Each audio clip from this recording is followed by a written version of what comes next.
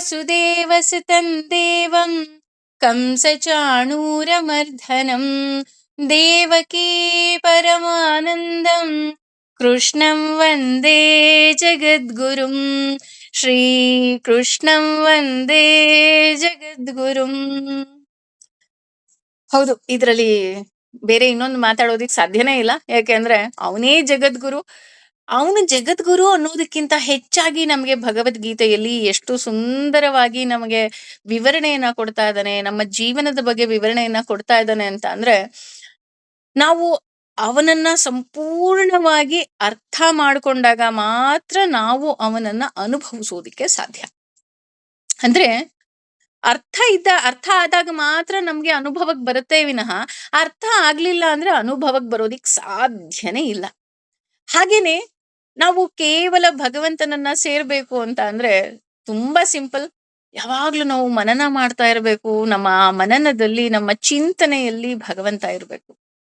ನಮ್ಮ ಗುರಿ ಒಂದೇ ಇರ್ಬೇಕು, ಐ ವಾಂಟ್ ಹಿಮ್ ಅಲ್ವಾ?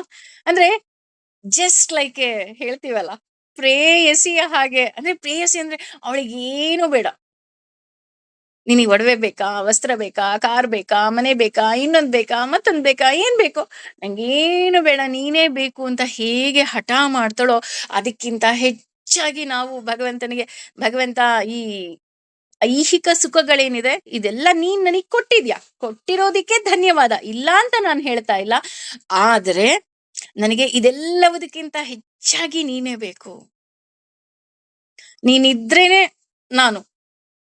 ಯಾಕಪ್ಪ ಅಂತ ಅಂದ್ರೆ ಏನು ಇಲ್ದೆ ಬೇಕಾದ್ರೂ ಇರ್ಬೋದು ರೀ. ಹಣ ಇಲ್ಲ ಅಂದ್ರೆ ಇರ್ಬೋದು, ಊಟ ಇಲ್ಲ ಅಂದ್ರೆ ಇರ್ಬೋದು, ಪ್ರೀತಿಸೋರಿಲ್ಲ ಅಂದ್ರೆ ಇರ್ಬೋದು, ನಮಗ್ ಬೇಕಾದವ್ರಿಲ್ಲ ಅಂದ್ರೆ ಇರ್ಬೋದು, ನಮಗ್ ಬೇಕಾದ ವಸ್ತು ಸಿಕ್ಲಿಲ್ಲ ಅಂದ್ರೂ ಕೋಪ ಮಾಡ್ಕೊಂಡು ಸಿಟ್ಟು ಮಾಡ್ಕೊಂಡು ಹೇಗೆ ಬೇಕಾದ್ರೂ ಇರ್ಬೋದು. ಆದರೆ ಭಗವಂತ ನಮ್ಮ ದೇಹದಲ್ಲಿ ಇಲ್ಲ ಅಂದ್ರೆ ಇರೋದಕ್ಕೆ ಸಾಧ್ಯನಾ?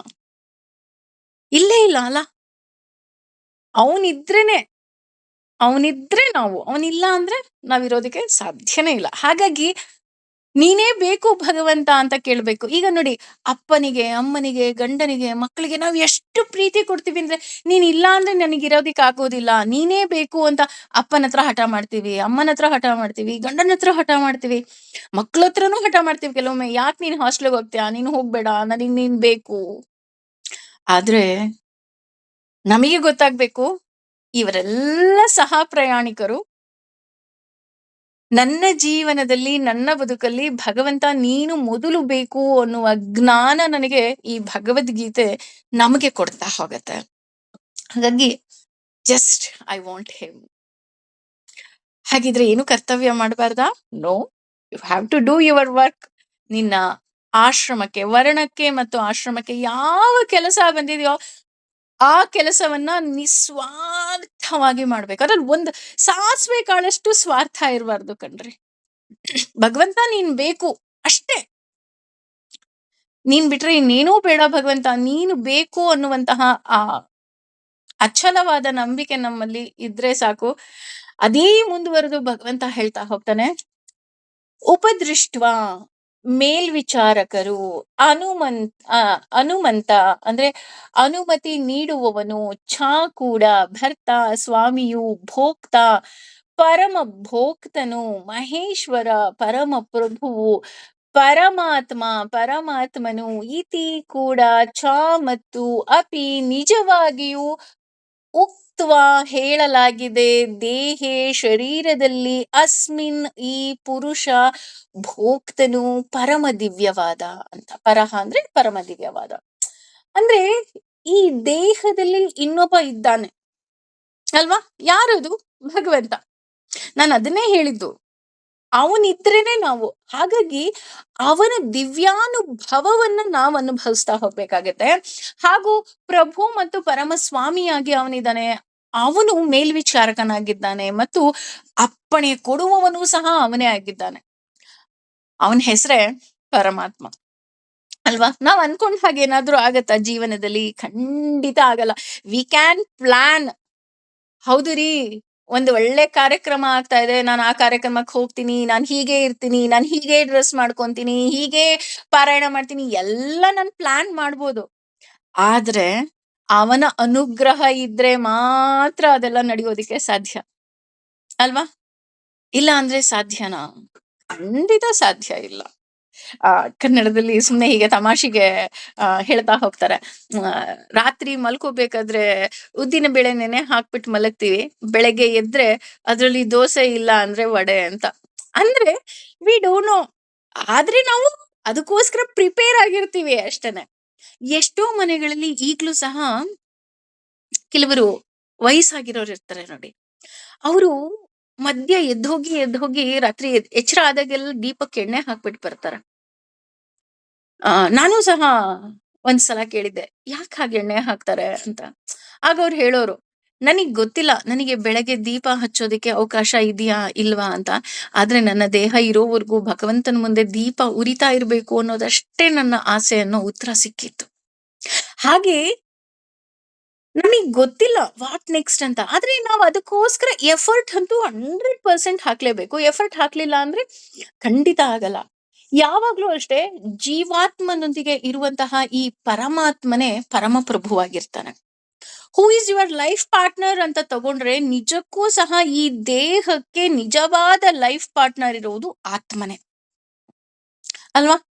ಯಾಕೆ ಅಂತ ಅಂದ್ರೆ ಅವನಿಲ್ಲ ಅಂದ್ರೆ ನಾವಿರೋದಕ್ಕೆ ಸಾಧ್ಯನೇ ಇಲ್ಲ. ಹಾಗೇನೆ ನಾನದನ್ನ ಕೆಲವೊಮ್ಮೆ ಅದ್ವೈತ ತತ್ವದಲ್ಲಿ ಏನ್ ಹೇಳ್ತಾ ಹೋಗ್ತಾರೆ ಅಂದ್ರೆ ಕ್ಷೇತ್ರಜ್ಞನು ಒಬ್ಬನೇ ಅಂತ ಭಾವಿಸ್ತಾ ಹೋಗ್ತಾರೆ. ಆದ್ರೆ ಪರಮಾತ್ಮನಿಗೂ ಜೀವಕ್ಕೂ ಸಹ ವ್ಯತ್ಯಾಸ ಇಲ್ಲ ಅಂತನೂ ಸಹ ಕೆಲವರು ಪರಿಗಣಿಸೋದು ಉಂಟು. ಆದ್ರೆ ಇಲ್ಲಿ ಜೀವಕ್ಕೂ ಪರಮಾತ್ಮನಿಗೂ ಸಾಕಷ್ಟು ವ್ಯತ್ಯಾಸ ಇದೆ. ಯಾಕಪ್ಪ ಇದೆ ಅಂತ ಅಂದ್ರೆ, ನಾನು ಎಲ್ಲಾ ಕಡೆ ಇರೋದಿಕ್ಕಾಗೋದಿಲ್ಲ. ಹೌದು, ನನ್ನಲ್ಲಿ ಇರುವುದು ಪರಮಾತ್ಮನ ಒಂದು ಅಂಶನೇ, ಇಲ್ಲ ಅಂತ ಹೇಳೋದಿಕ್ಕಾಗೋದಿಲ್ಲ. ಈಗ ಉದಾಹರಣೆ, ಈಗ ಒಂದು ನಾನು ಮನೆ ಅಂತ ತಗೊಂಡೆ ಅಂದ್ರೆ, ನಾನೀಗ ಸಪೋಸ್ ಬೆಡ್ರೂಮ್ ಅಲ್ಲಿ ಕುತ್ಕೊಂಡಿದೀನಿ ಅಂತ ಅಂದ್ರೆ, ಬೆಡ್ರೂಮ್ ಮನೆ ಹೌದು, ಇಲ್ಲ ಅಂತ ಅಲ್ಲ. ಆದ್ರೆ ಬೆಡ್ರೂಮೇ ಮನೆ ಅಲ್ಲ ಅಲ್ವಾ? ನಿಮಗೆ ಅರ್ಥ ಆಗ್ತಿದೆ ಅಂತ ಅನ್ಕೊಳ್ತೀನಿ. ಈಗ ಉದಾಹರಣೆ, ನಾನು ಊಟಕ್ಕೆ ಹೋಗ್ತೀನಿ. ಊಟಕ್ಕೆ ಹೋದಾಗ ಅಲ್ಲಿ ಏನೋ ಒಂದು ನನಗೆ ಸ್ವೀಟ್ ಇಷ್ಟ. ಸ್ವೀಟ್ ಇಷ್ಟ ಅಂದ್ರೆ ಸ್ವೀಟೇ ಊಟ ಅಲ್ಲ, ಊಟದ ಒಂದು ಭಾಗ ಸ್ವೀಟ್ ಅಲ್ವಾ? ಹಾಗೇನೆ ಅಲ್ಲಿ ಭಗವಂತನ ಒಂದು ಅಂಶ ನನ್ನಲ್ಲಿದೆಯೇ ವಿನಃ ನಾನು ಭಗವಂತನಾಗೋದಿಕ್ಕೆ ಸಾಧ್ಯನೇ ಇಲ್ಲ. ಯಾಕೆ ಸಾಧ್ಯ ಇಲ್ಲ ಅಪ್ಪ ಅಂತಂದ್ರೆ, ಅವನು ಅನಂತ, ಅಚಿಂತ್ಯ. ಅವನಿಗೆ ಯಾವುದೇ ಲೋಪ ದೋಷ ಯಾವುದೂ ಇಲ್ಲ. ಹಾಗಂತ ನಾನೇನಾದ್ರು ತಪ್ಪು ಮಾಡಿದ್ರೆ ಖಂಡಿತ ನನಗೆ ಲೋಪ ಇದೆ, ದೋಷ ಇದೆ ಅಲ್ವಾ? ಅದ್ರ ಜೊತೆ ಅವನು ಅದರಲ್ಲಿ ಹೇಗಿರ್ತಾನಪ್ಪ ಅಂತಂದ್ರೆ ಮಿತ್ರನಾಗಿರ್ತಾನೆ ನಮ್ಮೊಟ್ಟಿಗೆ. ಅವನಿದ್ರೇನೆ ನಾವು. ಇದನ್ನ ಬಿಟ್ಟು ನಮ್ಮ ನಂಬಿಕೆ ಏನಾಗಿರ್ಬೇಕು ಅಂದ್ರೆ ಯಾವಾಗ್ಲೂ ಸಹ ತ್ವಮೇವ ಮಾತಾ ಚ ಪಿತತ್ವಮೇವ ತ್ವಮೇವ ಬಂಧುಚ್ವ ಸಖತ್ವಮೇವ ತ್ವಮೇವ ಮಿಥ್ಯಾ ದ್ರವಿಡಂ ತ್ವಮೇವ ತ್ವಮೇವ ಸರ್ವ ಮಮ ದೇವ ದೇವ ಅಂತ ಹೇಳೋ ಹಾಗೆ ಆಧ್ಯಾತ್ಮಿಕ ಶಕ್ತಿ ಏನಿದೆ, ಇದರ ಬೆಳಕಿನಿಂದ ನಾನು ನನ್ನ ಭಗವಂತನನ್ನ ಸೇರೋದಿಕ್ಕೆ ನನಗೆ ಅನುಕೂಲ ಆಗತ್ತೆ. ಹೇಗೆ ಅಂತ ಅಂದ್ರೆ, ಈ ಆಧ್ಯಾತ್ಮಿಕ ಶಕ್ತಿಯನ್ನು ಉದಾಹರಣೆ, ಯಾರೋ ಒಬ್ಳು ಪ್ರಿಯತಮ್ಮನನ್ನ ಪ್ರೀತಿಸ್ತಾಳೆ ಅಂದಾಗ ಯಾರೋ ಒಬ್ರು ಅವ್ರ ಊರ್ನವ್ರು, ಅವ್ರ ಪರಿಚಯ ಇರೋದ್ರ ಸಿಕ್ಕಿದ್ರು ಅಂದ ತಕ್ಷಣ ಅವಳು ಏನ್ ಕೇಳ್ತಾಳೆ, ಹೇಗಿದೆ ಊರು, ಮಳೆ ಚೆನ್ನಾಗಿದ್ಯಾ, ಬೆಳೆ ಚೆನ್ನಾಗಿದ್ಯಾ, ಇಲ್ಲೆಲ್ರೂ ಚೆನ್ನಾಗಿದಾರಾ, ನಾನು ಅಂದ್ರೆ ಅವಳಿಗೆ ಅದರಲ್ಲಿ ಅವನ ಪ್ರಿಯತಮನ ಹೇಗಿದ್ದಾನೆ ಅಂತ ಗೊತ್ತಾಗುತ್ತೆ ಅನ್ನೋ ಒಂದು ಆಸೆ ಇರುತ್ತೆ ಅಲ್ವಾ? ಹಾಗೇನೆ ಈ ಆಧ್ಯಾತ್ಮಿಕ ಶಕ್ತಿಯಿಂದ ನಾವೇನ್ ಮಾಡ್ಬೇಕು ಅಂದ್ರೆ ಭಗವಂತನನ್ನ ಸೇರುವಂತಹ ನಿಟ್ಟಿಗೆ ಹೋಗ್ಬೇಕು. ಉದಾಹರಣೆ, ರಾಘವೇಂದ್ರ ಸ್ವಾಮಿಗಳಿದ್ದಾರೆ. ರಾಘವೇಂದ್ರ ಸ್ವಾಮಿಗಳ ಬಳಿ ಹೋದಾಗ ನಾವು ಕೇಳ್ಕೋಬೇಕು, ಭಗವಂತ ನಿನಗೆ ಇರುವಂತಹ ಆ ಆಧ್ಯಾತ್ಮಿಕ ಶಕ್ತಿಯನ್ನ ನನಗೂ ಸಹ ಕರುಣಿಸಪ್ಪ, ನೀನು ಕಂಡ ಹಾಗೆ ನಿನ್ನ ಭಗವಂತನನ್ನು ನಾನು ನೋಡುವಂತಹ ಅನುಗ್ರಹವನ್ನ ಮಾಡು. ಈ ರೀತಿ ನಾವು ಬದುಕಿನಲ್ಲಿ ಆಧ್ಯಾತ್ಮಿಕ ಶಕ್ತಿ ಅನ್ನೋದೇನಿದೆ, ಇದರಿಂದ ನಾನು ಜ್ಞಾನವನ್ನ ಪಡಿತಾ ಹೋಗ್ಬೇಕಾಗತ್ತೆ. ಈ ಜ್ಞಾನದ ಬೆಳಕಿನಿಂದ ಭಗವಂತನನ್ನ ಸೇರೋದಿಕ್ಕೆ ಸಾಧ್ಯ. ಅವನು ನಮ್ಮೆಲ್ಲರಿಗೂ ಗೊತ್ತು, ಅವನು ದೇವೋತ್ತಮ ಅಲ್ವಾ? ದೇವತೆಗಳಲ್ಲೇ ಪರಮ ಮಂಗಳ ಸ್ವರೂಪ ಅವನಾಗಿರ್ತಾನೆ. ಅವನನ್ನ ನಾವು ಅವನು ಹೇಳಿದ ಹಾಗೆ ನಡ್ಕೊಂಡು ಹೋಗ್ಬೇಕು ಅಂದ್ರೆ ಈ ಭಗವದ್ಗೀತೆಯಲ್ಲಿರುವ ಒಂದೊಂದು ಶ್ಲೋಕದ ಸಾರವನ್ನ ನಾನು ಅರಿದು ಕುಡಿತಾ ಹೋಗೋದಷ್ಟೇ ಅಲ್ಲ, ನನ್ನ ಜೀವನದಲ್ಲಿ ಅಳವಡಿಸ್ಕೊಳ್ತಾ ಹೋಗ್ಬೇಕು. ಭಗವಂತ ನೀನೇ ಎಲ್ಲ ಕಣಪ್ಪ.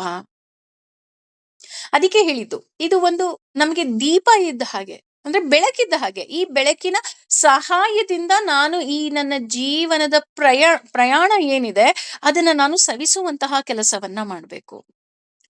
ರಾತ್ರಿ ಮಲಗಿ ಬೆಳಗ್ಗೆ ಎದ್ದೆ ಅಂದ್ರೆ ನಾನು ಭಗವಂತನಿಗೆ ಹತ್ರ ಆಗ್ತಾ ಇದ್ದೀನಿ. ನನಗೆ ವಯಸ್ಸಾಗ್ತಿದೆ ಅಂದ್ರೆ ನಾನು ಮುದುಕಿ ಆಗೋಗ್ಬಿಟ್ಟೆ, ನಾನು ಮಲ್ಕೋಬೇಕು, ಆ ರೀತಿ ಅಲ್ಲ. ನಾನು ನನ್ನ ಭಗವಂತನನ್ನ ಸೇರುವಂತಹ ಆ ಪ್ರಬುದ್ಧತೆ ನನ್ನಲ್ಲಿ ಬರ್ತಾ ಇದೆ. ಇಲ್ಲಿ ವಯಸ್ಸಾಗ್ತಾ ಇದೆ, ಪ್ರಬುದ್ಧತೆ ಬರ್ತಾ ಇದೆ ಅಂದ್ರೆ ವಯಸ್ಸಿನಿಂದ ಪ್ರಬುದ್ಧತೆ ಬರ್ತಾ ಇಲ್ಲ, ಆಧ್ಯಾತ್ಮಿಕದ ಜ್ಞಾನದಿಂದ ನನಗೆ ಪ್ರಬುದ್ಧತೆ ಬರ್ತಾ ಇದೆ. ಹೇಳ್ಬೇಕು ಅಂದ್ರೆ ಶಂಕರಾಚಾರ್ಯರು ತುಂಬಾ ಕಡಿಮೆ ಸಮಯ ಬದುಕಿದ್ರು. ಆದ್ರೆ ಶಂಕರಾಚಾರ್ಯರಿಗಿರುವಂತಹ ಆ ದಿವ್ಯ ಜ್ಞಾನ ಏನಿದೆ ಅದು ಭಗವಂತನನ್ನ ಸೇರೋದು ಹೇಗೆ ಅಂತ ಹೇಳ್ತಾ ಇತ್ತು.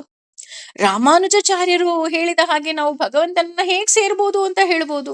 ಮಧ್ವಾಚಾರ್ಯರು ಹೇಳಿದ ಹಾಗೆ ಹೋಗ್ಬೋದು. ದ್ವೈತ, ಅದ್ವೈತ, ವಿಶಿಷ್ಟಾದ್ವೈತ, ಈ ಮೂರು ಮಾರ್ಗಗಳೂ ಸಹ ಒಂದೇ ಕಡೆ ಹೋಗಿ ಆ ಗುರಿಯನ್ನ ತಲುಪ್ತಾ ಇದೆ. ಅದು ನನ್ನ ಭಗವಂತನನ್ನ ಸೇರೋದು ಹೇಗೆ. ನಾನು ಹೇಳಿದ ಹಾಗೆ ಮೂರು ವಿಭಿನ್ನ ದಾರಿಗಳು ಅಷ್ಟೆ. ಏಕೆಂದ್ರೆ ಒಬ್ಬೊಬ್ರು ಒಂದೊಂದು ದಾರಿಯನ್ನ ಆರಿಸ್ಕೊಂಡಿದ್ದಾರೆ, ಆದ್ರೆ ಗುರಿ ಒಂದೇ. ಈಗ ಉದಾಹರಣೆ, ನಾನು ಇಲ್ಲಿಂದ ಬೆಂಗಳೂರಿಗೆ ಬರ್ಬೇಕು ಅಂತ ಅಂದ್ರೆ ನಾನು ಶ್ರೀರಂಗಪಟ್ಟಣ, ಮಂಗಳೂರು, ಮಂಡ್ಯ ಈ ಕಡೆಯಿಂದನೂ ಬರ್ಬೋದು, ಅಥವಾ ಕನಕಪುರದ ಕಡೆಯಿಂದನೂ ಬರ್ಬೋದು. ಆದ್ರೆ ನನ್ನ ಗುರಿ ತಲುಪೋದು ಏನಾಗಿರ್ಬೇಕು, ನಾನು ಬೆಂಗಳೂರಿಗೆ ಹೋಗ್ಬೇಕು ಅನ್ನೋದಿದೆ ಅಲ್ವಾ. ಆ ರೀತಿ ನಮ್ಮ ಗುರಿ ಒಂದೇ ಆಗಿರ್ಬೇಕು, ನಾನು ನನ್ನ ಭಗವಂತನನ್ನ ಸೇರ್ಬೇಕು. ಈ ನಿಟ್ಟಿನಲ್ಲಿ ಅವನು ಪರಮಾತ್ಮನಾಗಿದ್ದಾನೆ. ಅವನು ಈ ದೇಹಿ ಅಂದ್ರೆ ಈ ಶರೀರದಲ್ಲಿ ಅವನು ಇರೋದ್ರಿಂದ ಅವನು ಈ ಎಲ್ಲವನ್ನ ಭೋಗಿಸ್ತಾ ಇದ್ದಾನೆ. ಅಷ್ಟೇ ಅಲ್ಲ, ಈ ಪರಮಾತ್ಮ ಏನಾಗಿದ್ದಾನೆ, ಅಪಿ ನಿಜವಾಗಿಯೂ ಸಹ ಅವನು ಇರೋದ್ರಿಂದಲೇ ನಾನು. ಹಾಗಾಗಿ ಈ ಸತ್ಯಗಳನ್ನ ನಾನು ತಿಳ್ಕೊಳ್ತಾ ಹೋಗ್ಬೇಕಾಗತ್ತೆ. ಅದೇ ರೀತಿ ಮುಂದೆ ಹೇಳ್ತಾ ಹೋಗ್ತಾರೆ, ಯಹ ಯಾರು ಏವಂ ಹೀಗೆ ವೇತ್ತಿ ತಿಳಿಯುತ್ತಾನೋ ನ ಪುರಮಂ ಜೀವಿಯು ಪ್ರಕೃತಿಂ ಭೌತಿಕ ಪ್ರಕೃತಿಯು ಛ ಮತ್ತು ಗುಣೈಹಿ ಪ್ರಕೃತಿ ಗುಣಗಳಿಂದ ಸಹ ಕೂಡಿ ಸರ್ವಥಾ ಎಲ್ಲಾ ರೀತಿಯಲ್ಲಿ ವರ್ತಮಾನ ಇರುವವನಾಗಿ ಅಪಿ ಇದ್ದರು ನ ಎಂದಿಗೂ ಇಲ್ಲ ಸಹ ಅವನು ಭೂಯಃ ಮತ್ತೆ ಅಭಿಜಾಯತೆ ಜನ್ಮವೆತ್ತುತ್ತಾನೆ. ಅಂದ್ರೆ ಭಗವಂತ ಇಲ್ಲಿ ಹೇಳ್ತಾ ಹೋಗ್ತಾನೆ, ಸರ್ವಥಾ ವರ್ತಮಾನೋಪಿ ನ ಸ ಭೂಯೋ ಭಜಾಯತೆ ಅಂತ ಹೇಳ್ತಾ ಇದ್ದಾನೆ. ಅಂದ್ರೆ ಇಲ್ಲಿ ಯಾಕೆ ಈ ಮಾತನ್ನ ಭಗವಂತ ಹೇಳ್ತಾ ಇದ್ದಾನಪ್ಪ ಅಂದ್ರೆ, ಪ್ರಕೃತಿಯನ್ನ, ಜೀವಿಗಳು ಮತ್ತು ಗುಣಗಳು ಈ ದೇಹವನ್ನ ಸುತ್ತುವರೆದು ಬಿಟ್ಟಿರುತ್ತೆ. ಅಷ್ಟೇ ಅಲ್ಲ, ನಾನು ಈ ಪ್ರಕೃತಿಯ ಗುಣಗಳಲ್ಲೇ ನಾನು ಕೂಡಿ ಹೋದೆ. ಅಂದ್ರೆ ಇದು ಸಾತ್ವಿಕ ಗುಣ, ರಜೋ ಗುಣ, ತಮೋ ಗುಣ, ಈ ರೀತಿ ಐಹಿಕ ಪ್ರಕೃತಿಯಲ್ಲೇ ನಾನು ಮುಳುಗ್ ಹೋದ್ರೆ ಏನಾಗುತ್ತೆ ಅಂದ್ರೆ ಮತ್ತೆ ಮತ್ತೆ ನಾನು ಈ ಭೂಮಿಗೆ ಹುಟ್ಟು ಬರ್ತಾ ಹೋಗ್ತೇನೆ. ಹೇಗೆ ಅಂದ್ರೆ ನಮಗೆಲ್ಲರಿಗೂ ಗೊತ್ತು, ಭರತ ಚಕ್ರವರ್ತಿ ಅವನು ದೈವ ಭಕ್ತ. ಅಯ್ಯೋ, ನಾನು ರಾಜ್ಯದಲ್ಲಿದ್ರೆ ಏನಾದ್ರೂ ಒಂದು ಆಸೆ ಬಂದ್ಬಿಡುತ್ತೇನೋ ಅನ್ನೋ ಒಂದೇ ಒಂದು ದೃಷ್ಟಿಯಿಂದ ಏನ್ ಮಾಡ್ದ, ಕಾಡಿಗೆ ಹೋದ. ಕಾಡಿಗೆ ಹೋಗಿ ಅಲ್ಲಿ ಕಾಡಿನಲ್ಲಿ ಇಲ್ಲ, ಕಾಡು ಪ್ರಕೃತಿ, ಈ ಭೂಮಿ ಮೇಲೆ ಇದ್ದೀನಿ, ಇಲ್ಲಿ ಭಗವಂತ ಬಿಟ್ರೆ ಏನೂ ಇಲ್ಲ ಅಂತ ಧ್ಯಾನಾಸಕ್ತನಾಗಿರ್ಬೇಕಾದ್ರೆ ಕೊನೆಯ ಸಮಯದಲ್ಲಿ ಅವನಿಗೆ ಜಿಂಕೆ ಸಿಕ್ಕುತ್ತೆ. ಜಿಂಕೆಯನ್ನ ನೋಡಿ ಗೊತ್ತಿಲ್ಲದ ಹಾಗೆ ಆ ಜಿಂಕೆಯೊಂದಿಗೆ ಅವನಿಗೆ ಪ್ರೀತಿ ಬೆಳೆಯುತ್ತೆ. ಅಯ್ಯೋ, ಜಿಂಕೆ ಜಿಂಕೆ ಜಿಂಕೆ ಜಿಂಕೆ, ಸಾಯ್ಬೇಕಾದ್ರೆ ಆ ಜಿಂಕೆ ನೆನಪಾಗೋಗುತ್ತೆ. ಮುಂದಿನ ಜನ್ಮದಲ್ಲಿ ಆತ ಜಿಂಕೆಯಾಗೇ ಹುಡ್ತಾನೆ. ಆದ್ರೆ ಜಿಂಕೆ ಆದಾಗ ಅವನಿಗೆ ಗೊತ್ತಾಗುತ್ತೆ, ಇಲ್ಲ, ನಾನು ಪರಮ ಭಕ್ತನಾಗ್ಬೇಕು, ಭಗವಂತನ ಪರಮ ಭಕ್ತನಾದ್ರೆ ಮಾತ್ರ ನಾನು ನನ್ನ ಭಗವಂತನನ್ನ ಸೇರುವುದಕ್ಕೆ ಸಾಧ್ಯ. ಅದೇ ಅದರ ತಲೆಯಲ್ಲಿ ಇದ್ದಿದ್ರಿಂದ ಮುಂದಿನ ಜನ್ಮದಲ್ಲಿ ಆತ ಜಡಭರತನಾಗಿ ಹುಟ್ಟುತ್ತಾನೆ. ಜಡಭರತನಿಗೆ ಒಂದೇ ಭಗವಂತ ನೀನೇ ಬೇಕು, ನೀನ್ ಬಿಟ್ರೆ ಇನ್ನೇನೂ ಇಲ್ಲ. ಆ ರೀತಿ ಇದ್ದಾಗ ಆತ ಏನಾಗ್ತಾನೆ, ಭಗವಂತನನ್ನ ಹೋಗಿ ಸೇರ್ತಾನೆ. ನೋಡಿ, ಭರತ ಚಕ್ರವರ್ತಿಯೇ 3 ಜನ್ಮವನ್ನ ಎತ್ತಬೇಕಾಯ್ತು. ಇನ್ನು ನಾವು, ನಮಗೇನೇನ್ ನೆನಪು ಬರುತ್ತೋ ಗೊತ್ತಿಲ್ಲ ಅಲ್ವಾ? ಅದಕ್ಕೋಸ್ಕರನೇ ನೋಡಿ, ನಮ್ಮ ಹಿರಿಯರು ಎಷ್ಟು ಸುಂದರವಾಗಿ ಆ ಮಕ್ಕಳಿಗೆ ಹೆಸರಿಡ್ತಾ ಇದ್ರು ಅಂದ್ರೆ ಭಗವಂತನ ಹೆಸರುಗಳನ್ನ ಇಡ್ತಾ ಇದ್ರು. ಯಾಕೆ ಇಡ್ತಾ ಇದ್ರು ಅಂದ್ರೆ, ಅಜಮಿಳನ ಕತೆ ನಮ್ಮೆಲ್ಲರಿಗೂ ಗೊತ್ತಿರೋ ಹಾಗೆ, ಕೊನೇ ಸಮಯದಲ್ಲಿ ನಾವು ಮಕ್ಕಳನ್ನ ಕೂಗಿದ್ರೂ ಸಹ ಅದು ಭಗವಂತನನ್ನ ಹೋಗಿ ಸೇರೋ ಹಾಗಿರ್ಬೇಕು. ಹೇಗೆ ಅಜಮಿಳ ಮಾಡಬಾರದ ಎಲ್ಲ ತಪ್ಪುಗಳನ್ನು ಮಾಡಿದ್ರೂ ಸಹ ಆತ ಕೊನೇ ಮಗನಿಗೆ ನಾರಾಯಣ ಅನ್ನೋ ಹೆಸರಿಟ್ಟ. ನಾರಾಯಣ ನಾರಾಯಣ ಅಂತ ಕೂಗಿದಾಗ ಭಗವಂತ ನನ್ನನ್ನೇ ಕೂಗ್ದ ಅಂತ ಹೇಳಿ ಅವನಿಗೆ ವೈಕುಂಠ ಪದವಿಯನ್ನ ಕೊಟ್ಬಿಡ್ತಾನೆ. ಆ ರೀತಿ ನಾವೂ ಸಹ ನಮ್ಮ ಮಕ್ಕಳಿಗೆ ಯಾವ ಹೆಸರನ್ನ ಇಟ್ಟಿರ್ತೀವೋ ಆ ಸುಂದರ ಹೆಸರಿನಿಂದ ಮಕ್ಕಳನ್ನ ಕೂಗಿದಾಗ ಭಗವಂತನ ನಾಮಸ್ಮರಣೆ. ಏಕೆಂದ್ರೆ ಮಕ್ಕಳನ್ನ ಕೂಗೋದ್ರ ಜೊತೆಗೆ ನಾವು ಭಗವಂತನಿಗೂ ನಮ್ಮ ಅರಿವಿಲ್ಲದೆ ಅದಕ್ಕೆ ನಾವು ಹೇಳೋದು ಹಿ ಈಸ್ ಸೋ ಸ್ವೀಟ್. ಯಾಕಪ್ಪ ಹಿ ಈಸ್ ಸೋ ಸ್ವೀಟ್ ಅಂದ್ರೆ, ನಾವು ನಮ್ಮ ಮಕ್ಕಳನ್ನ ಕೂಗ್ತಾ ಇದೀವಿ ಅಂತ ಅವನಿಗೆ ಗೊತ್ತಿರುತ್ತೆ. ಗೊತ್ತಿದ್ರು ಸಹ ನನ್ನ ಹೆಸರು ಕೂಗಿದ್ರಲ್ವಾ, ನನ್ನ ಭಕ್ತರು ಅಂತ ಖುಷಿ ಪಡ್ತಾನಂತ. ಅದಕ್ಕೆ ಅವನನ್ನ ಸಹಿಷ್ಣು ಅಂತ ಕರೆಯೋದು. ಯಾಕೆ ಅಂತ ಅಂದ್ರೆ, ಪಾಪ ನಾವು ಮಾಡೋ ಎಲ್ಲ ತಪ್ಪು ಗೊತ್ತಿದ್ದರೂ ಸಹ ಅದನ್ನ ಒಳ್ಳೆ ಅಪ್ಪ ಅಮ್ಮ ಎಲ್ಲ ಕ್ಷಮಿಸೋ ಹಾಗೆ ಆತನು ಎಲ್ಲವನ್ನ ಕ್ಷಮಿಸ್ಬಿಡ್ತಾನೆ ಅಲ್ವಾ? ಯೋಚನೆ ಮಾಡಿ. ಹಾಗಾಗಿ ನಾವು ಯಾವಾಗ್ಲೂ ಅಷ್ಟೇ, ನಾವು ಈ ಜೀವಿ ಮತ್ತು ಪರಿ ಪರಿ ಸಾರಿ ಪರ ಜೀವಿ ಮತ್ತು ಅವರ ಪರಸ್ಪರ ಪ್ರತಿಕ್ರಿಯೆ ಏನಿರುತ್ತೆ, ಇದನ್ನ ಸ್ಪಷ್ಟವಾಗಿ ಅರ್ಥ ಮಾಡ್ಕೋಬೇಕು. ಇದರಿಂದ ಮನುಷ್ಯ ಮತ್ತೆ ಈ ಐಹಿಕ ಜಗತ್ತಿಗೆ ನಾವು ಮತ್ತೆ ಹುಟ್ಟಿ ಬರೋದಿಲ್ಲ. ಯಾಕೆ ಭಗವಂತ ನನ್ನ ನಾಮಸ್ಮರಣೆನೆ ಮಾಡು, ನನ್ನ ನಾಮಸ್ಮರಣೆನೆ ಮಾಡು ಅಂತ ಹೇಳ್ತಾನಪ್ಪ ಅಂದ್ರೆ, ನಮಗೂ ಅಷ್ಟೇ ಅಲ್ವಾ? ಫಾರಿನ್ ಅಲ್ಲಿ ಮಕ್ಳು ಹೋಗಿ ಸೆಟ್ಲ್ ಆಗ್ಬೇಕು ಅಂತ ಆಸೆ ಇದ್ರೂ ಸಹ ನಮ್ಗೆ ಆಸೆ ಇರುತ್ತೆ ಮಕ್ಳು ಬೇಗ ವಾಪಸ್ ಬಂದ್ಬಿಡ್ಬೇಕು ಅಂತ, ಅಲ್ವಾ? ಫಾರಿನ್ ಟ್ರಿಪ್ಪಿಗೆ ಅಂತ ಕಳಿಸ್ತೀವಿ, ಕೆಲ್ಸಕ್ಕೆ ಅಂತ ಕಳಿಸ್ತೀವಿ. ಆದ್ರೂ ಸಹ ನಮ್ಮ ಆಸೆ ಏನು? ನನ್ನ ಮಕ್ಳು ನನ್ ಜೊತೆ ಇರ್ಬೇಕು ಅಂತ. ನೋಡಿ, ನಾವು ಮಾನವರೇ ನಾವು ಇಷ್ಟೊಂದು ಆಸೆ ಪಡ್ತಾ ಇದೀವಿ ಮಕ್ಳು ನಮ್ ಜೊತೆ ಇರ್ಬೇಕು ಅಂತ. ಆದ್ರೆ ಈ ಭಗವಂತ ಆಸೆ ಪಡೋದ್ರಲ್ಲಿ ತಪ್ಪಿದ್ಯಾ? ನಾವೆಲ್ಲ ಅವನ್ ಮಕ್ಕಳೇ ಅಲ್ವಾ? ಈ ಭೂಮಿ ಮೇಲೆ ಭಗವಂತ ಒಂದು ಪುಟ್ಟ ಶಾರ್ಟ್ ಟ್ರಿಪ್ಪಿಗೆ ಕಳಿಸಿರ್ತಾನೆ. ಯಾಕೆ ಅಂದ್ರೆ, ಟ್ರಿಪ್ ಮುಗಿಯೋಷ್ಟೊತ್ತಿಗೆ ಮಕ್ಕಳಿಗೆ ಅಯ್ಯೋ ನಾನು ನನ್ನ ಅಪ್ಪನನ್ನ ನನ್ನ ಅಮ್ಮನನ್ನ ಸೇರ್ಬೇಕು ಅನ್ನೋ ಜ್ಞಾನ ಬರ್ಲಿ ಅಂತ. ಆದ್ರೆ ನಾವೇನ್ ಮಾಡ್ತೀವಿ, ಇಲ್ಲಿ ಬರ್ತಿದ್ ಹಾಗೆ ಮರ್ತು ಬಿಟ್ಟಿದೀವಿ ಭಗವಂತನನ್ನ. ಕಾರ್ ಬೇಕು, ಮನೆ ಬೇಕು, ಬಂಗ್ಲೆ ಬೇಕು, ಇನ್ನೊಂದು ಬೇಕು, ಮತ್ತೊಂದು ಬೇಕು. ಈ ಬೇಕುಗಳ ನಡುವೆ ನಾನು ವಾಪಸ್ ಮನೆಗೆ ಹೋಗ್ಬೇಕು ಅನ್ನೋದೇ ಮರ್ತ್ಬಿಟ್ಟಿದೀನಿ. ಹಾಗಾಗಿ ಏನ್ ಮಾಡ್ತಾ ಇದ್ದೀನಿ, ಪುನರಪಿ ಜನನಂ ಪುನರಪಿ ಮರಣಂ ಅನ್ನೋ ಹಾಗೆ ಈ ಜನನ ಮರಣಗಳ ಈ ಸೈಕಲ್ ಅಲ್ಲಿ ನಾನು ಸಿಕ್ಕಾಕೊಂಡ್ಬಿಟ್ಟಿದ್ದೀನಿ. ಈ ಸಿಕ್ಕಾಕೊಂಡಿದ್ರನ್ನ ನಾನು ತಪ್ಪಿಸ್ಕೊಂಡು ಹೋಗ್ಬೇಕು ಅಂದ್ರೆ ಒಂದೇ ಮಾರ್ಗ, ಮಾನವ ಜನ್ಮದಲ್ಲಿ ಹುಟ್ಟಿದೀವಿ. ಭಗವಂತನ ಬಗ್ಗೆ ಎಷ್ಟು ತಿಳ್ಕೊಳ್ಳೋದಿಕ್ಕೆ ಸಾಧ್ಯವೋ ಅಷ್ಟೂ ತಿಳಿದುಕೊಂಡು ನಾನು ನನ್ನ ಭಗವಂತನನ್ನ ಹೋಗಿ ಸೇರ್ಬೇಕು. ನಮಗೂ ಅಷ್ಟೇ ಅಲ್ವಾ? ಅಮ್ಮನ ಮಡಿಲಲ್ಲಿ ಹೋಗಿ ಮಲ್ಕೋಬೇಕು ಅಂತ ಆಸೆ ಆಗತ್ತೆ. ಯಾಕೆ? ನನ್ನಮ್ಮ ಅವಳು. ಅದೇ ರೀತಿ ನಾನು ಈ ಐಹಿಕ ಅಮ್ಮನ ಬಗ್ಗೆ ಮಾತಾಡ್ತಿಲ್ಲ.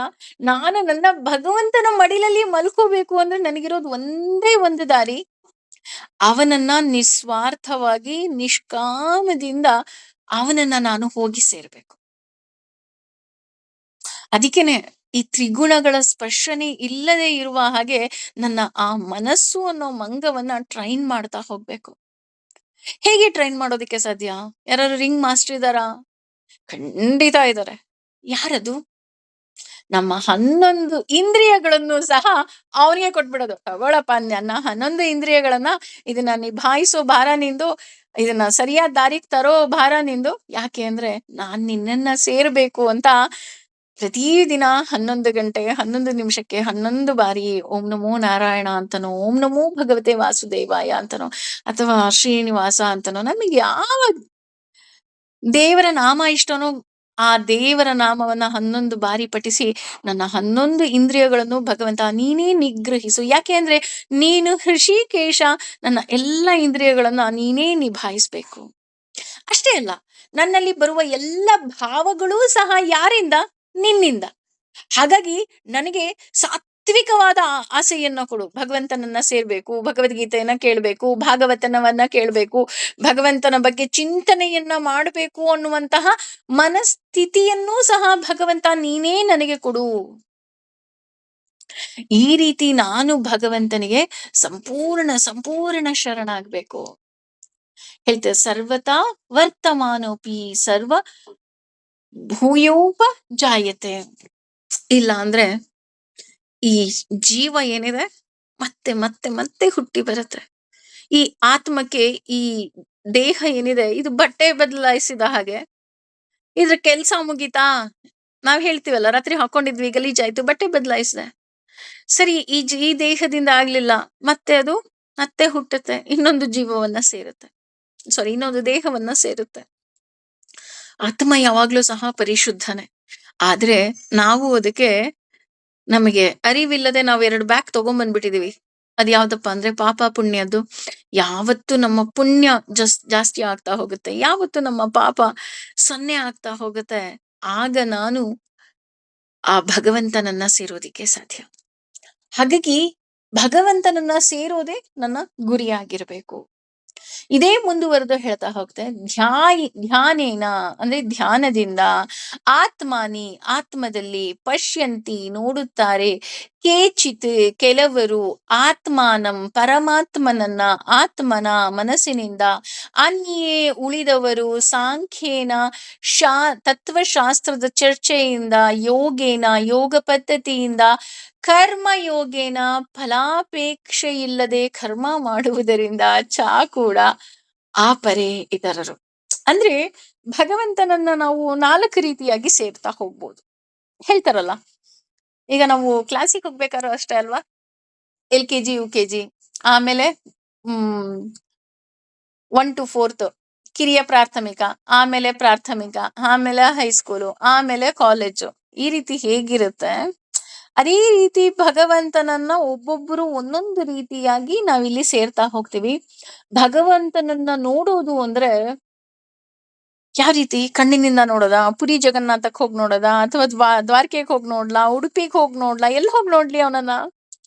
ಎಲ್ಲೂ ಹೋಗಿ ನೋಡ್ಬೇಡ, ನೀನು ನಿನ್ನ ಒಳಗಣ್ಣಿನಿಂದ ನಿನ್ನೊಳಗೆ ಇರುವಂತಹ ಭಗವಂತನನ್ನ, ಪರಮಾತ್ಮನನ್ನ ನೋಡು. ಅದರ ಜೊತೆ ದೇವರ ಬಗ್ಗೆ ನೀನು ಕೇಳಿಸ್ಕೋಬೇಕು, ದೇವರ ಬಗ್ಗೆ ತಿಳ್ಕೋಬೇಕು. ಯಾವ ರೀತಿನಪ್ಪ ಅಂತ ಅಂದ್ರೆ, ದೇವ್ರ ಬಗ್ಗೆ ತಿಳ್ಕೋಬೇಕು ಅಂದ್ರೆ ಮೊದಲು ಶ್ರವಣ, ಕಿವಿಯಿಂದ ಕೇಳಿಸ್ಕೊಳ್ತಾ ಇರ್ಬೇಕು.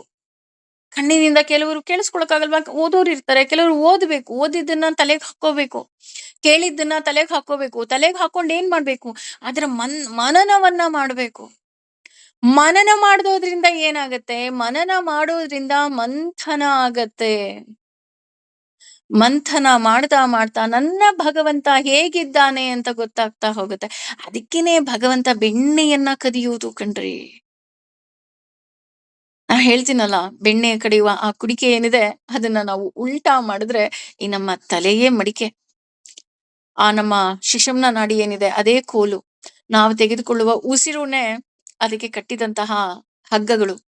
ಅದರಲ್ಲಿ ನಾನು ನಿರಂತರವಾಗಿ ಮಡಿಕೆ ಕಡಿಯೋ ಹಾಗೆ, ಬೆಣ್ಣೆ ಕಡಿಯೋ ಹಾಗೆ ಮನನ ಮಾಡ್ತಾ ಇರ್ಬೇಕು. ಅಯ್ಯೋ ಭಗವಂತ, ನಾನು ಈ ಈ ಪ್ರಪಂಚಕ್ಕೆ ಬಂದ್ಬಿಟ್ಟಿದ್ದೀನಿ, ನನ್ನನ್ನ ನೀನು ಕರ್ಕೋ ತಂದೆ.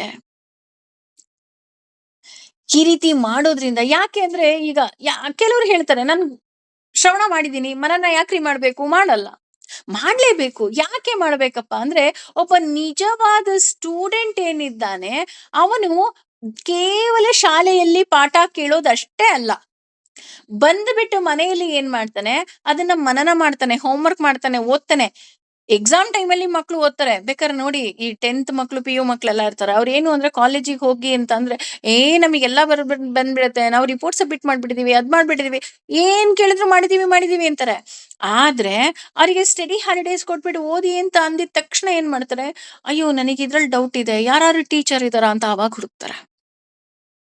ಅಲ್ವಾ? ನಾವು ಎಕ್ಸಾಮ್ ಅಂತನೋ ಅಥವಾ ಪರೀಕ್ಷೆ ಅಂತನೋ ನಾನು ಓದಕ್ಕೆ ಕೂತಾಗ ನನಗೆ ಓದ್ತಾ ಇರ್ಬೇಕಾದ್ರೆ ನನಗೆ ಡೌಟ್ಸ್ ಶುರು ಆಗ್ತಾ ಹೋಗುತ್ತೆ. ಹೌದು, ಇದು ಡೌಟ್ ಇದೆ. ಇದಕ್ಕಿದೇ ಉತ್ತರನಾ? ಅಥವಾ ಈ ತರನೂ ಬರಿಬೋದಾ? ಈ ತರ ಬರೆದ್ರೆ ಆನ್ಸರ್ ಕೊಡ್ತಾರಾ? ಅಥವಾ ಮಾರ್ಕ್ಸ್ ಕೊಡ್ತಾರಾ? ಈ ರೀತಿ ಎಲ್ಲ ಬರ್ತಾ ಹೋಗುತ್ತಲ್ವಾ? ಆ ರೀತಿ ಏನ್ ಮಾಡ್ಬೇಕು? ನಾನು ಮನನ ಮಾಡ್ತಾ ಇರ್ಬೇಕು. ಮನನ ಮಾಡ್ದಾಗ ನನಗೆ ಗೊತ್ತಾಗುತ್ತೆ. ಅನನ್ಯಾಸ್ ಚಿಂತೆಯಂತೋ ಮಾಂ ಯೇ ಜನಾಃ ಪರ್ಯುಪಾಸತೆ ತೇಷಾಂ ನಿತ್ಯಾಭಿಯುಕ್ತಾನಾಂ ಯೋಗಕ್ಷೇಮಂ ವಹಾಮ್ಯಹಂ. ಹೌದು ರೀ. ಭಗವಂತನ ಈಗ ಸ್ಟೂಡೆಂಟ್ಸ್ ಏನೋ ಚಂದ ಓದ್ಬಿಡ್ತಾರಪ್ಪ. ಓದಿದ್ರೆ ಅವ್ರಿಗೆ ಮಾರ್ಕ್ಸ್ ಬರುತ್ತೆ, ಸರ್ಟಿಫಿಕೇಟ್ ಬರುತ್ತೆ, ಕೆಲ್ಸ ಸಿಕ್ಕುತ್ತೆ. ನಾನ್ ಯಾಕೆ ಭಗವದ್ಗೀತೆಯನ್ನ ಕೇಳ್ಬೇಕು? ನಾನ್ ಯಾಕೆ ಭಾಗವತನ್ನ ಕೇಳ್ಬೇಕು?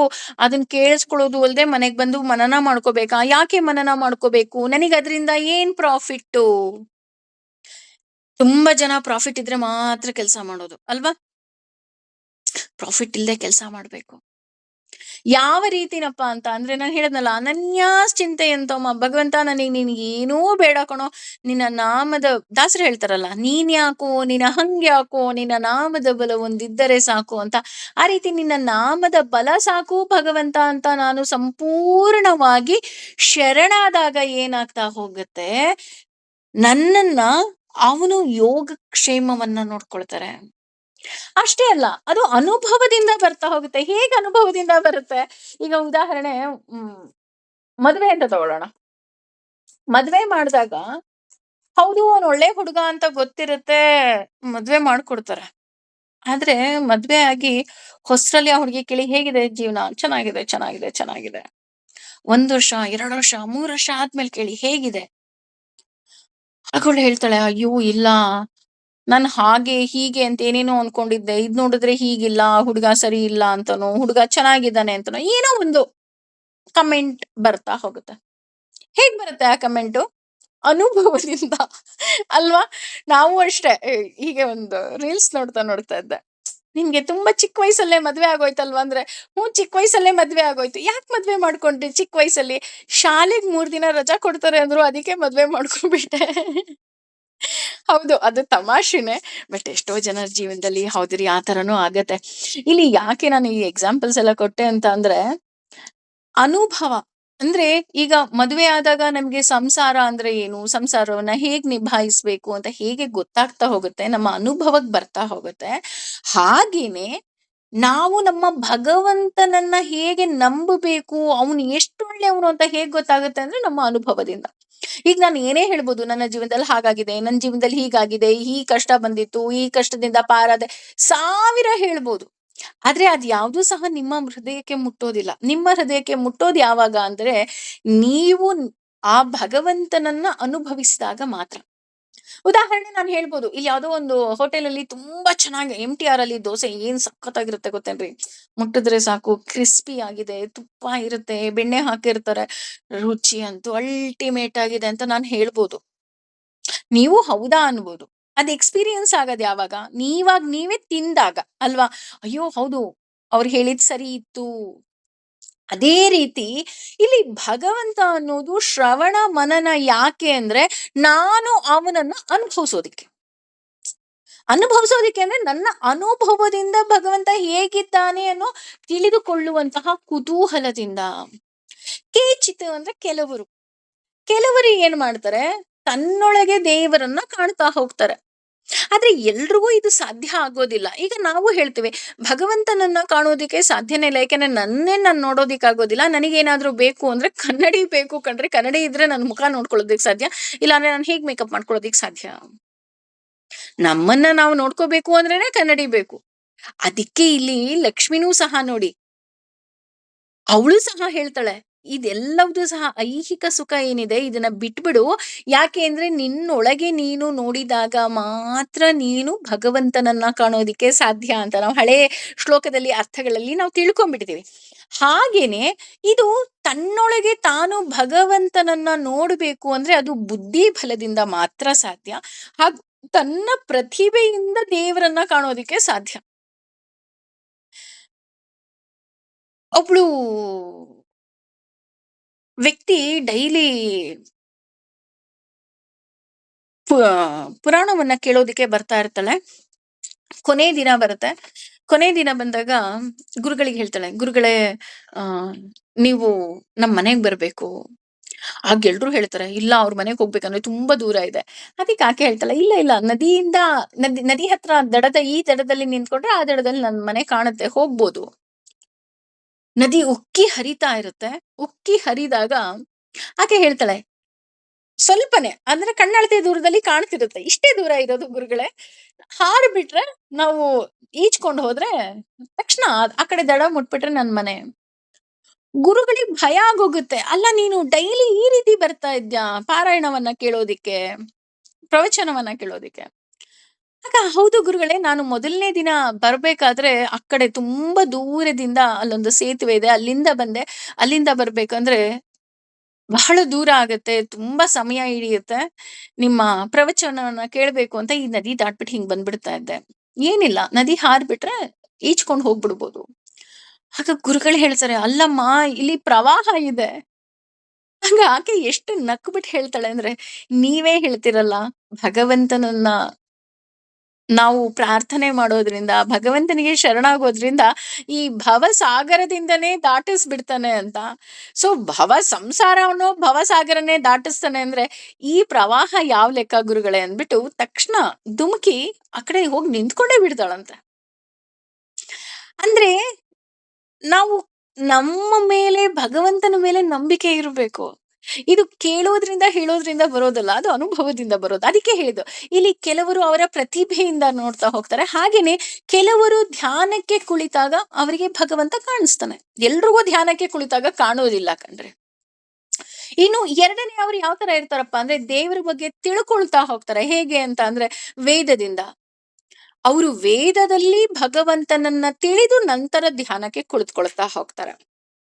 ಅವ್ರಿಗೆ ಗೊತ್ತಿಲ್ಲ ಏನ್ ಮಾಡ್ಬೇಕು, ಹೇಗೆ, ಏನು ಅಂತ. ಹಾಗಾಗಿ ಅವರು ತಿಳಿದುಕೊಳ್ಳೋದ್ರ ಮೂಲಕ, ವೇದಗಳ ಮೂಲಕ, ಉಪನಿಷತ್ತಿನ ಮೂಲಕ ಅಥವಾ ಶಾಸ್ತ್ರಗಳ ಮೂಲಕ ಅವರು ಅವರ ಭಗವಂತನನ್ನ ತಿಳಿದುಕೊಂಡು ಧ್ಯಾನಕ್ಕೆ ಕುಳಿತುಕೊಳ್ಳುವಂತಹ ಒಂದು ಪುಟ್ಟ ಪ್ರಯತ್ನವನ್ನ ಮಾಡ್ತಾ ಹೋಗ್ತಾರೆ. ಇನ್ನು ಕೆಲವರು ಇರ್ತಾರೆ, ಅವರಿಗೆ ತಿಳ್ಕೊಳ್ಳೋದೂ ಬೇಡ ಅಥವಾ ಮೇಲೆ ಹೇಳಿದ ಹಾಗೆ ಧ್ಯಾನವೂ ಬೇಡ. ನಾರದರ ಹಾಗೆ ನಮ್ಗೆ ಹೇಗೆ ಓಡಾಡ್ಬೇಕಾದ್ರೆ ಎಲ್ರೂ ಕಾಣಿಸ್ತಾರೋ ಹಾಗೆ ನಾರದ ಮಹರ್ಷಿಗಳಿಗೆ, ಬ್ರಹ್ಮದೇವರಿಗೆ ಭಗವಂತ ಕಾಣಿಸ್ತಾನಂತೆ. ಯಾಕೆ ಅಂದ್ರೆ ಅವರಲ್ಲಿ ಅಷ್ಟೊಂದು ಪರಿಶುದ್ಧತೆ ಇರುತ್ತೆ. ಅವರಿಗೆ ಭಗವಂತನನ್ನ ಕಾಣೋದಿಕ್ಕೆ ಸಾಧ್ಯ ಆಗ್ತಾ ಹೋಗುತ್ತೆ. ಹಾಗಾಗಿ ಇಲ್ಲಿ ಭಗವಂತನನ್ನ ಕಾಣೋದು ಸಾಧ್ಯ. ಇನ್ನು ಕೆಲವರು ಸಾಂಖ್ಯ ಯೋಗದಿಂದ ಕಾಣ್ತಾ ಹೋಗ್ತಾರೆ. ಅಂದ್ರೆ ಸಾಂಖ್ಯ ಯೋಗದಿಂದ ಯಥಾರ್ಥವಾಗಿ ತಿಳ್ಕೊಳ್ಳೋದು. ಅಂದ್ರೆ ಉದಾಹರಣೆ, ದೇವತೆಗಳು ಅವರಿಗೆ ಎಕ್ಸ್ಟ್ರಾ ಏನು ಬೇಡ. ಅವ್ರಿಗೆ ಗೊತ್ತು ಯಥಾರ್ಥವಾಗಿ ಭಗವಂತ ನಮ್ ಜೊತೆ ಇದ್ದಾನೆ, ಭಗವಂತ ನಮ್ ಜೊತೆ ಇದ್ರೆ ನಮ್ಗೆ ಜಯ ಸಿಕ್ಕತ್ತೆ. ಈ ರೀತಿ ಯಥಾರ್ಥವಾಗಿ ತಿಳ್ಕೊಳ್ತಾ ಹೋಗಿದೆ. ಅನ್ಯೇ ಸಾಂಖ್ಯೇನ ಯೋಗೇನ ಯಥಾರ್ಥ.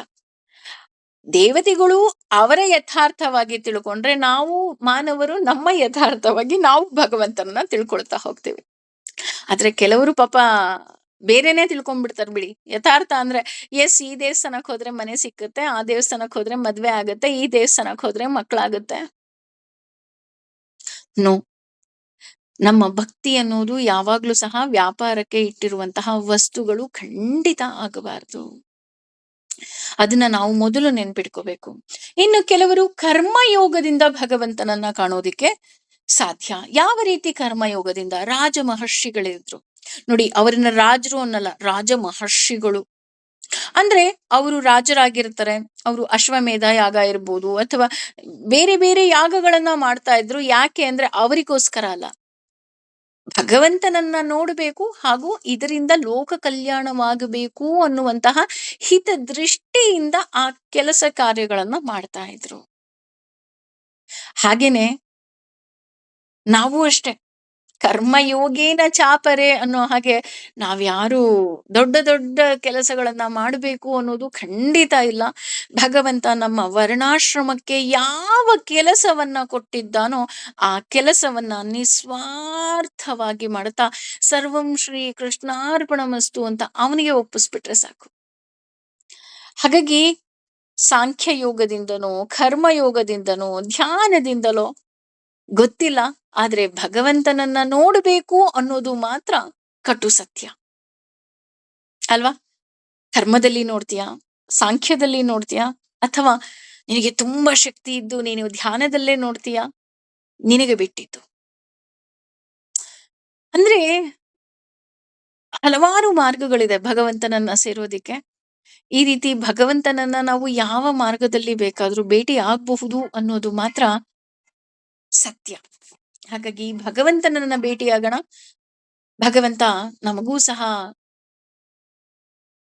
ಒಳ್ಳೆ ಬುದ್ಧಿಯನ್ನ ಕೊಡ್ಲಿ, ಒಳ್ಳೆ ಬುದ್ಧಿಯ ಜೊತೆಗೆ ಧರ್ಮ ಮಾರ್ಗದಲ್ಲಿ ನಡೆಯುವಂತಹ ಶಕ್ತಿಯನ್ನು ಸಹ ಅವನೇ ಕೊಡ್ಲಿ. ಅವನು ಕೊಟ್ಟು ನಮ್ಮನ್ನ ಕೈ ಹಿಡಿದು ಅವನಿಗೆ ಗೊತ್ತು ಅವನ ಮಕ್ಕಳನ್ನ ಹೇಗೆ ಕಾಪಾಡಬೇಕು ಅಂತ, ಹಾಗೆ ನಮ್ಮನ್ನು ಸಹ ಕಾಪಾಡ್ತಾ ಹೋಗ್ಲಿ ಅಂತ ಭಗವಂತನಿಗೆ ಶರಣಾಗೋಣ. ಸರ್ವಂ ಶ್ರೀ ಕೃಷ್ಣಾರ್ಪಣಮಸ್ತು. ಸರ್ವೇ ಜನ ಸುಖಿನೋ ಭವಂತು. ಸಮಸ್ತ ಸನ್ಮಂಗಲಾನಿ ಭವಂತು. Thank you. ಹರಿ ಓಂ.